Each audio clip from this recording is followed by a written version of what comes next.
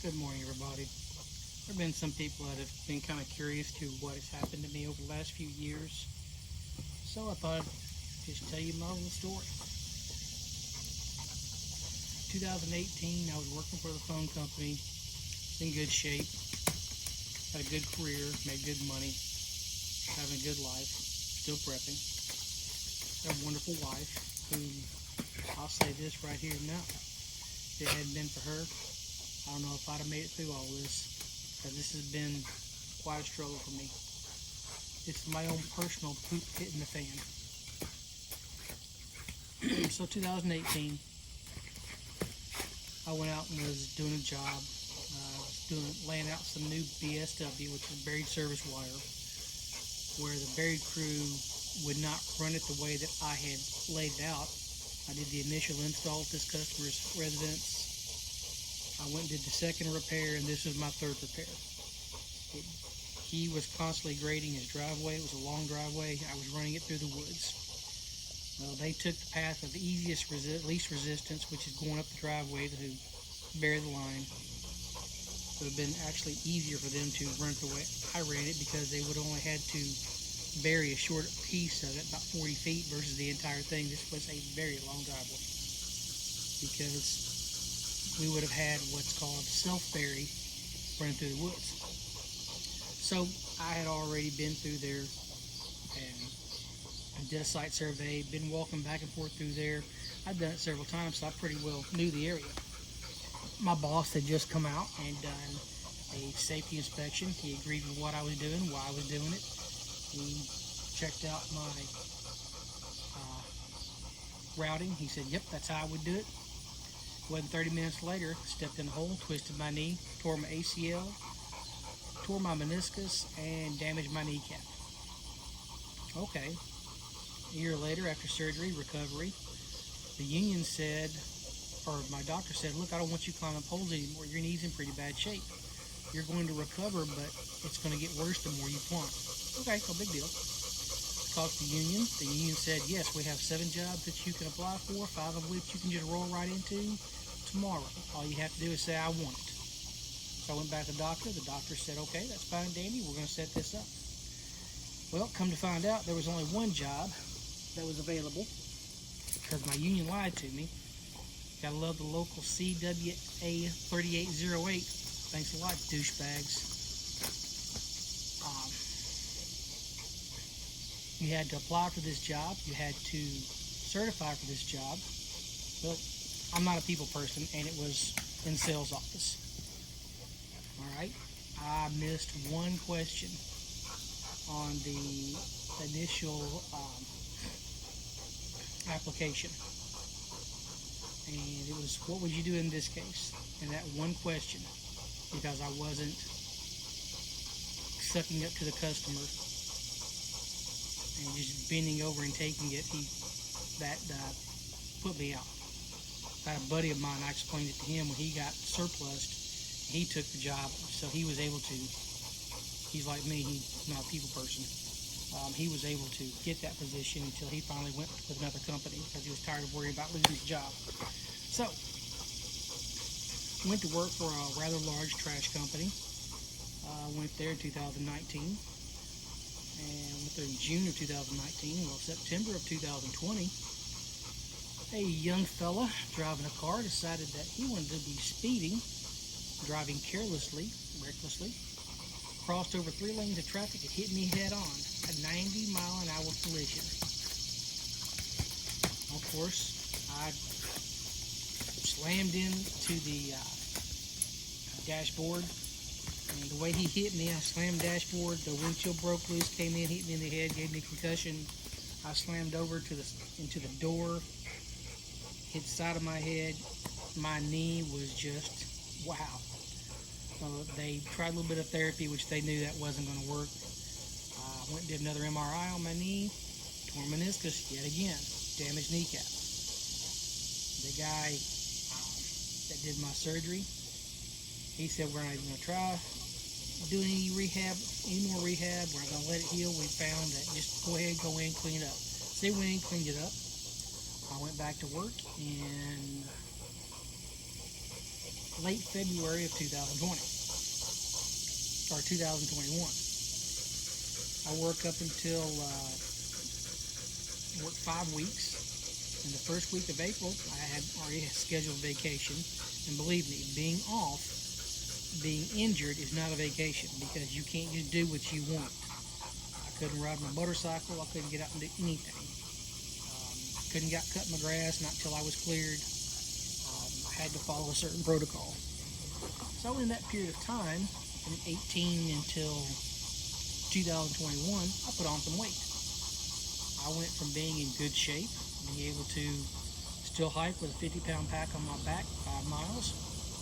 I mean, it was great. I don't remember if I told you or said it, but 160 pounds, I was in really good shape. And after that injury, I put on roughly 40 pounds. Of course, I couldn't get out and move, so I wasn't anywhere near as good a shape. I started getting back into shape, and I'd worked my way back up to 2 miles in that first month. So the first day of my vacation, the first actual day, that Monday, April 5th, I decided to take my motorcycle out for a ride. My wife begged me not to. She said, I got a bad feeling, don't go for a ride. Not kidding, that's what she said. She kept on. I finally said, look, you're sounding just like my mother. Stop, I want to ride my motorcycle. She knew that there was nothing was going to stop me, so she went on to work, and I went to ride my motorcycle. She was supposed to take days off later that week for she and I to go out and have some fun. So I'm sitting in my easy chair, routing myself out, going to hop on this beautiful 2020 Harley Davidson Heritage Softail. And she called me up and said, look, have you left yet? Well, no, I'm answering the phone. She said, look, don't go. I don't want you to go ride today. If you do ride, stay close. Come out here. Well, I didn't listen. My next door neighbor had asked me to help him lay some concrete. Well, he had asked me to lay concrete with him on Tuesday, not Monday. Well, he ended up needing it on Monday. Of course, I'd already made plans. Therefore, instead of going and helping him like I should have done, I went and rode. So I am roughly 70 miles into my 200-mile ride. I'm riding down towards Pulaski. I've got some family that's buried down there. I'm going to visit their graveside and just ride around that area. So I'm down there close to Alabama. This fellow pulls out in front of me in a 3/4 ton pickup truck, I think it was. I don't know for a fact, but if I'm not mistaken, I was told that he was playing with his phone. So let's be a lesson. If you're driving, put your damn phone down. Ain't no sense in you having it. I'm in my disposition because of stuff like that. You're driving, pay attention to the road. So he pulls out in front of me. I'm running 45 miles an hour. Bam! I caught him between his front bumper and the front wheel. I face planted the hood of that truck and was skidding across the front of it. Next thing you know is I'm laying in the middle of the road. I broke my tibia and my fibula. I broke my tibia in 3 places, right below the knee, literally. It was at the knee, and then it went down at an angle, down about 1 inch. I didn't find this out till after I left the hospital, that they were actually going to cut my leg off because the damage was so bad, and my doctor, wonderful doctor, decided that he was going to try and save it. So he did save it. Very lucky there. Stop! Sorry, it was my dog. He keeps throwing his toy on me.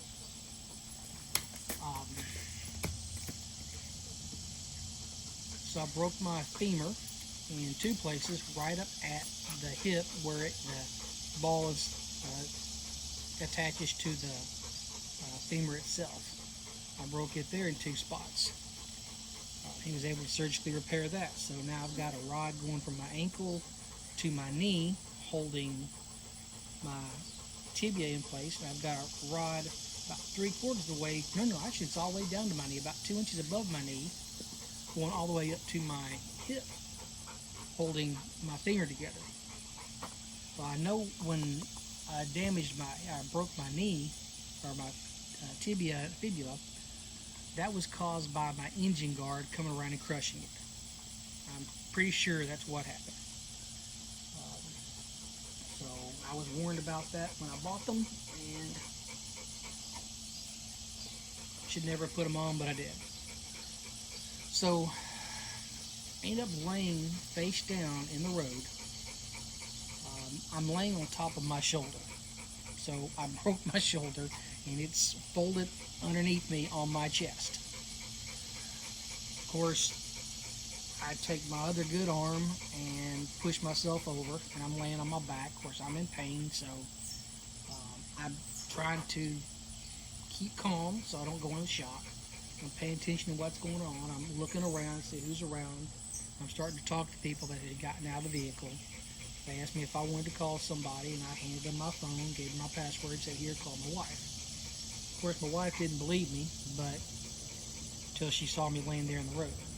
Now, I didn't come close to going into shock because I kept my mind occupied. Where am I? Who am I? That's my motorcycle. That's the type of motorcycle. There's a vehicle sitting over here. I've got 4 people standing here, 3 people standing over here. They're talking to me. The highway patrolman, Tennessee highway patrolman, Tennessee state trooper, whatever you want to call them, they showed up and were talking to me. It was absolutely spectacular. I'm cool. I'm good. I'm alert. I'm awake. I'm breathing normal. My heart rate's not skyrocketing. Now, I tried to lift my head up to look around, to look down at the rest of my body because I'm not moving my right leg. I had no idea at the time, but I had a bone sticking out of my leg, and there's blood going everywhere. They wouldn't let me look at it, so I don't know for a fact if I would have been able to keep my calm, seeing a bone sticking out of my pants and blood just gushing out of it. Ambulance got there. At that point, I said, enough's enough. I don't have to worry about anything anymore. They've got me. I'm covered. So I really relaxed, just calmed down. Just kind of closed my eyes at that point because when they put me on that stretcher, trust me, it hurt. Or a body board, it hurt. They were like, do we life flight them? Do we take them by ambulance? Well, they ended up taking me by ambulance because by the time they would have got the helicopter down there and life flighted me back, I would already be there by ambulance. It's roughly, by interstate, roughly up an hour's drive. I went the long way when I was riding my motorcycle, so because I didn't want to be on the interstate, I wanted to be in the back roads. So I get to the hospital, and they're wanting to do surgery then. And lo and behold, they couldn't get surgery done that day. But the very next morning, they woke me up early and took me in. And let me tell you, my shoulder was broken, my hip was broken as well. I didn't tell you that. My humerus was broken in 3 spots. And that was not only broken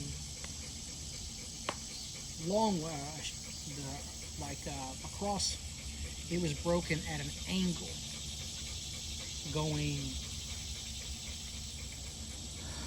down the humerus as well. So I've got this huge piece of metal in my shoulder. They surgically repaired my shoulder because they were able to. The surgery that was supposed to take about 4 hours ended up taking twice that long. The doctor did an absolutely spectacular job. They were going to try and do this in 2 different surgeries, and they ended up not doing it. They did it all at once. I spent 18 days in a bed at Vanderbilt Hospital. While I was in Vanderbilt Hospital, you might know this fellow, Scott from Kentucky Ballistics, came in. I remember hearing them talking about a gunshot victim. So he was there as well. Then they sent me over to Starworth Rehab. And I spent 2 weeks in there. After I saw my doctor for the first time, he said I could start putting a little bit of weight on it, which kind of surprised all the rehab people that he was going to let me start rehabbing. I had worked so hard to get back. Now, I'm not sure if I'm ever going to get back to being able to do what I was doing before. I don't have very much strength in my arm, my left arm. I'm getting there. I'm getting motion. I am getting strength, but I don't have very much as of yet. I'd still walk with a limp. My leg is still very weak.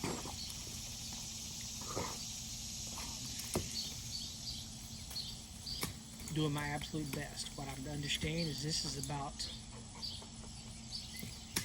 a year-long process, year and a half for full recovery. Now remember, I just had meniscus surgery again on my left leg. So that was my good leg, and I just had that 3 months prior. So I'm trying to nurse that injury as well as not being able to use my right leg at all. So I'm having to use my left leg for everything and my right arm. So think about this. Oh, and I had a major concussion from where I face planted that truck. I still can't feel the side of my face, although my eye is not drooping like it was before. I'm still dealing with a second concussion in just a few months, as well as a second surgery in just a few months. So I'm trying to nurse all of this back together. And I have had the most wonderful wife.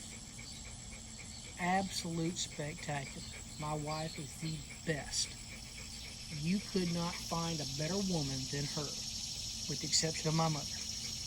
You could not find a better woman than my wife. She has helped me through this. She's seen me through some hard times, through some self-pity, and then I just revert back to some of the things that my recruiter and my drill instructor said before I left the boot camp. There's one thing that you guys might want to remember. Who motivates the motivator? The motivator motivates the motivator. That's Gunnery Sergeant Van Oostrom, United States Marine Corps. I can't tell you the things that I've had to deal with. Financially, I've been dealing with the other injury and had just gotten myself back on my feet from where I lost so much from working for the phone company. So then to go ahead and go down again and lose the vast majority of my pay, now I've lost about 65-70% of my pay. And yeah, I'm still finding ways to prep. I'm still finding ways to improve myself. Don't waller in self-pity. This is what's happened to me in the last 3 years. I just about bled out and died in the middle of the road. I had 2 blood transfusions, which was spooky. By the way, you cannot get the COVID vaccine from a blood transfusion. The antibodies don't work that way. So I already checked that. We were concerned about that at all. So I know this has been a long video, but that's what I've dealt with since 2018. So 19, 20, 21. Here it is. This actually, the first incident happened in June of 2018. So 3 years. That's what's been going on in my life. And I still have at least another 7 to 8 months of recovery, maybe longer. You can overcome any obstacle put in your way. Whether you're by yourself or whether you're with family, you can overcome any obstacle. You're only held back by the only person holding you back is you. I don't care where you come from, what your life was like. There's always a way. Always. I personally wanted to be in good enough shape that if my country needed me again to defend the homeland, they'd come knocking on my door and say, hey, you're being recruited. That's not going to happen now. I will never be that guy again. But I am still a viable entity. Never give up. Never. Anyways, that's all I got for this video. Sorry it's so long. I hope you guys find some inspiration with it. If you guys have any questions, you can always leave comments, or you can email me at xcooperx@protonmail.com. Have a good one.